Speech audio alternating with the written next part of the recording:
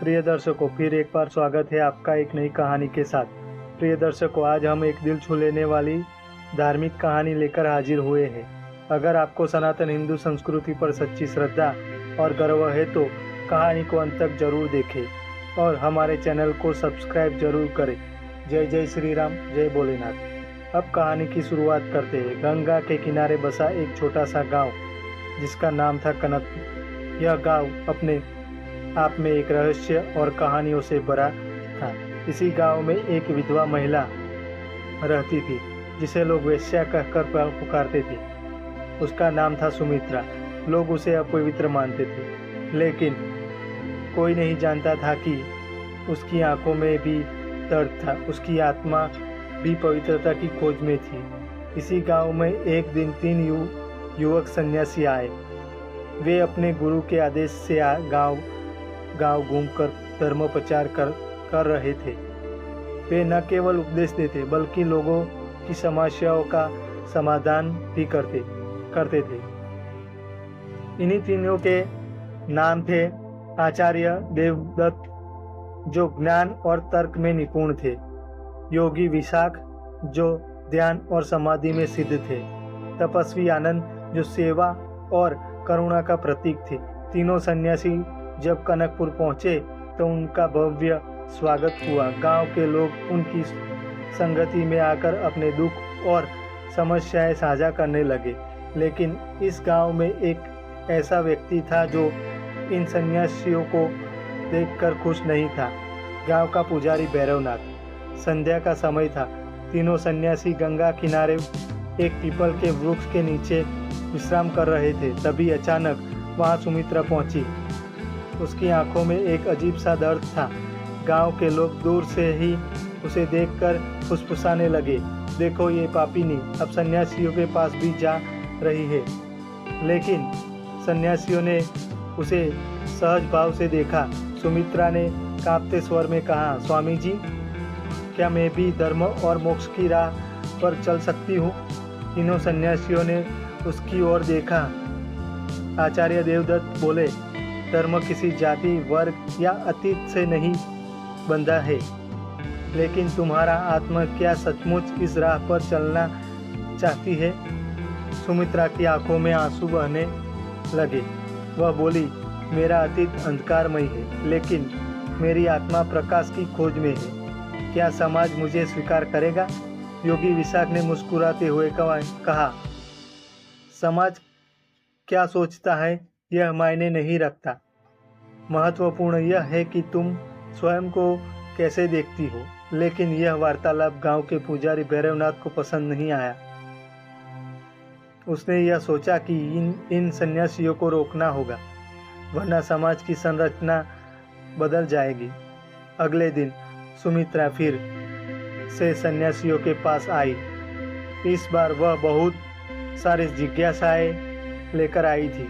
वह धर्म, मोक्ष, पाप और पुण्य के विषय में जानना चाहती थी। तीनों सन्यासियों ने उसे सिखाया कि अतीत से भागना नहीं चाहिए, बल्कि उसे स्वीकार करके आगे बढ़ना चाहिए। सच्चा धर्म बाहरी आडंबर से नहीं, बल्कि मन की शुद्धता से उत्पन्न होता है। हर आत्मा को मोक्ष पाने का अधिकार है, चाहे वह कोई भी हो। धीरे धीरे सुमित्रा की सोच बदलने लगी।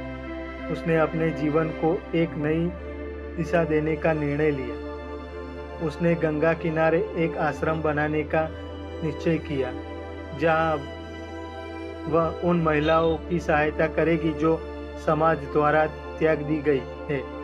जब पुजारी भैरवनाथ को यह पता चला कि सुमित्रा अब धर्म के मार्ग पर चल रही है, तो उसे यह खतरा महसूस हुआ कि अगर समाज ने उसे स्वीकार कर लिया तो उसकी सत्ता खत्म हो जाएगी। उसने गांव में अफवाह फैला दी, यह सब सन्यासियों का छल है। वे इस स्त्री को धर्म का मुखौटा पहनाकर समाज में विकार फैला रहे हैं। धीरे धीरे लोग भैरवनाथ की बातों में आने लगे। गांव के मुखिया ने एक सभा बुलाई, जिसमें निर्णय लिया गया कि सुमित्रा को गांव से निकाल दिया जाए। लेकिन जब सन्यासियों को यह पता चला तो वे सभा में पहुंचे। आचार्य देवदत्त बोले, जो व्यक्ति किसी को सच्चाई की राह पर चलने से रोकता है वही सबसे बड़ा पापी है। क्या हमारे धर्म में किसी को सुधारने का अधिकार नहीं है? गांव के लोग चुप हो गए, लेकिन पुजारी भैरवनाथ क्रोधित होकर बोला, हम इस स्त्री को स्वीकार नहीं कर सकते, यह अशुद्ध है। इस पर तपस्वी आनंद बोले, यदि गंगा की धारा भी अशुद्ध जल को अपने में समाहित करके उसे पवित्र कर सकती है, तो क्या हमारा समाज इतना संकीर्ण हो गया है कि एक आत्मा को शुद्ध नहीं कर सकता? यह सुनकर गांव में बहस छिड़ गई। लोग कुछ भैरवनाथ का समर्थन कर रहे थे तो कुछ लोग सन्यासियों की बातों से प्रभावित हो रहे थे। उसी रात कुछ अज्ञात लोगों ने सुमित्रा के आश्रम में आग लगा दी। गांव में अफरा तफरी मच गई। जब सन्यासियों को पता चला तो वे तुरंत वहां पहुंचे। सुमित्रा और कुछ अन्य महिलाएं किसी तरह बच गई थी, लेकिन उनका सब कुछ जलकर राख हो गया। सन्यासियों ने गांव वालों से पूछा, यह आग किसने लगाई? कोई कुछ नहीं बोला, लेकिन तभी एक बुजुर्ग व्यक्ति सामने आया और बोला, यह भैरवनाथ की साजिश है। वह नहीं चाहता कि कोई धर्म का असली स्वरूप देखे। गांव के लोग अब समझ गए कि कौन सही था और कौन गलत। उन्होंने भैरवनाथ का विरोध किया और उसे गांव छोड़ने पर मजबूर कर दिया। सुमित्रा ने फिर से अपने आश्रम का निर्माण किया, लेकिन इस बार गांव के लोग भी उसकी सहायता करने लगे। तीनों सन्यासियों ने अपना कार्य पूर्ण होते देखा और आगे बढ़ गए, क्योंकि वे जानते थे कि अब यह गांव अपने अंधकार से मुक्त हो चुका है। इस प्रकार एक स्त्री जिसे समाज ने तिरस्कृत किया था, उसने धर्म और सेवा के मार्ग पर चलकर अपने जीवन को एक नई दिशा दी।